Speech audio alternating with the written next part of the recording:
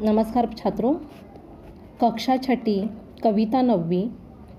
वह देश कौन सा है। कवि है राम नरेश त्रिपाठी जी।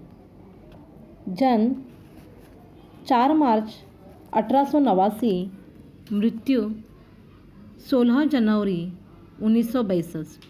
रचनाएं मिलन, स्वप्न, पथिक, मानसी आदि कृतियों के अतिरिक्त आपने बालोपयोगी साहित्य भी लिखा है। परिचय: आप राष्ट्रीय सांस्कृतिक काव्यधारा के प्रमुख कवि हैं। प्रस्तुत कविता में भारत की महिमा एवं उसकी सुंदरता को बताया गया है। चित्र के आधार पर काल संबंधी वाक्य बनाओ और समझो। देखिए बच्चों, यहाँ पर 3 चित्र दिए हुए हैं, कल, आज और कल। तो इससे हमें काल बनाने हैं। देखिए, काल के 3 प्रकार हैं, आपको सभी को पता है। वर्तमान काल, भूतकाल और भविष्य काल। उसके अंतर्गत भी कई प्रकार आते हैं जो वह हम बाद में जानेंगे। तो अभी देखिए, कल आपको इस व्यक्ति का पेट भरा हुआ दिखाई दे रहा है। इससे आप क्या वाक्य बना सकते हो कि कल मैंने बहुत खाना खाया था। दूसरे चित्र में हमें लड्डू दिखाई दे रहे हैं और वो इंसान खा रहा है। तो आज मैं लड्डू खा रहा हूँ। उसके आगे जो चित्र है उसमें मैं कल लड्डू खाऊंगा, क्योंकि वो खा नहीं रहा है, उसने खाए भी दिखाई नहीं दे रहे हमें, तो इसलिए मैं कल लड्डू खाऊंगा। तो चलो अभी शुरुआत करते हैं हम हमारी कविता। वह देश कौन सा है। मनमोहिनी प्रकृति की जो गोद में बसा है, सुख स्वर्ग सा जहाँ है, वह देश कौन सा है। मनमोहिनी अर्थ मन को मोहित करने वाली, प्रकृति मतलब नेचर, निसर्ग। तो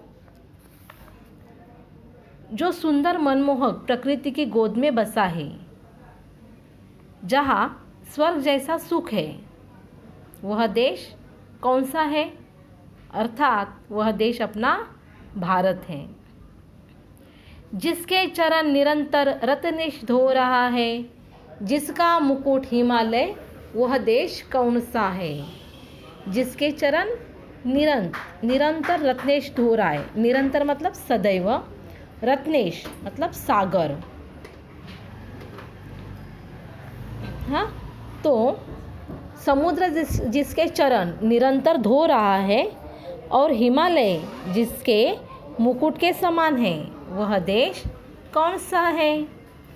नदियाँ जहाँ सुधा की धारा बहा रही है, सींचा हुआ सलोना, वह देश कौन सा है। नदियाँ जहाँ सुधा की धारा, सुधा मतलब क्या, सुधा का अर्थ है अमृत। तो सलोना का अर्थ है सुंदर। जिसे अनेक नदियाँ अमृत जैसे जल से सींचती है, वह देश कौन सा है। जिसके बड़े रसीले फल, कंद नाज मेवे, सब अंग में सजे हैं, वह देश कौन सा है।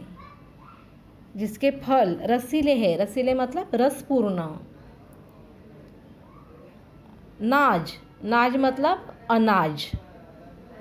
तो जहाँ जगह जगह रसीले फल, सभी प्रकार के अनाज, सब्जियाँ तथा मेवे उत्पन्न हैं और सब अंग में सजे हैं, मतलब सभी जगह हमें यह दिखाई देते हैं, तो वह देश कौन सा है। जिसमें सुगंध वाले सुंदर प्रसून प्यारे, दिन रात हंस रहे हैं, वह देश कौन सा है। देखिए, जिसमें सुगंध वाले सुंदर प्रसून प्यारे, प्रसून अर्थ है प्रसून का फूल।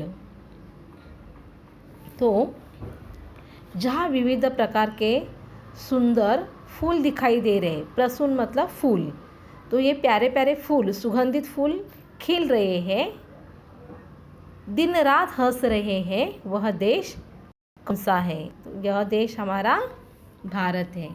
आगे देखेंगे। मैदान गिरी वनों में हरियालियाँ लहरती, आनंदमय जहाँ है वह देश कौन सा है? गिरी का अर्थ है पर्वत, आनंदमय मतलब आनंद से परिपूर्ण। देखिए, जहाँ मैदानों, पर्वतों तथा वनों में हरियाली लहराती है तथा जहाँ जगह जगह आनंद ही आनंद है, वह देश कौन सा है? जिसके अनंत धन से धरती भरी पड़ी है। जिसके अनंत धन से, अनंत मतलब क्या? जिसका कोई भी अंत न हो, उसे क्या कहा जाता है? अनंत। धन का अर्थ है संपत्ति, शिरोमणि मतलब श्रेष्ठ। तो जिसके अनंत धन से मतलब जिसकी पृथ्वी विभिन्न प्रकार के खनिजों से भरपूर है, जो संसार के सभी देशों में सर्वोत्तम है, वह देश कौन सा है?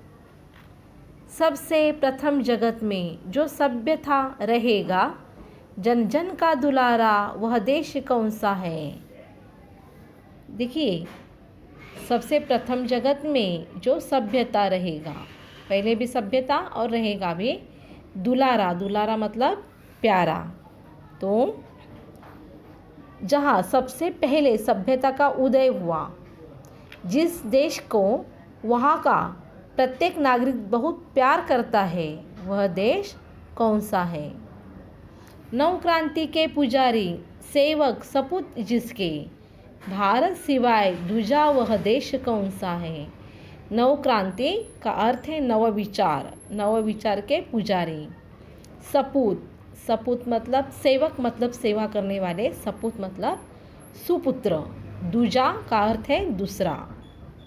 तो जिसके सुपुत्र अपने देश के सेवक और नवीन विचारों के पोषक हैं, वह भारत के अतिरिक्त कौन सा देश हो सकता है? अपनी यह कविता पूरी हुई है और इस कविता में बहुत सुंदर कविता है यह, राम नरेश त्रिपाठी जी की, और संपूर्ण अपने भारत देश का वर्णन मतलब उसकी महिमा बताई है। तो यह कविता आपको अच्छी लगी होगी। यह कविता आपको आपकी कॉपी में लिखनी है और उसी के साथ यहाँ पर मैंने समझा, तो आपने क्या समझा यह भी आप लोगों को लिखना है। नए शब्द आप देखिए, नए शब्दों को आपको पढ़ना है। और यहाँ पर यदि हिमालय की बर्फ़ पिघलना बंद हो जाए तो आपको सोचना है, यहाँ पर बताना है, मतलब आपको आपके कॉपी में लिखना है कि यदि हिमालय की बर्फ़ पिघलना बंद हो जाए तो क्या हो जाएगा। तो इसके कविता के प्रश्न में आपको और भी जो प्रश्न है वह आपको मैं दूंगी। धन्यवाद।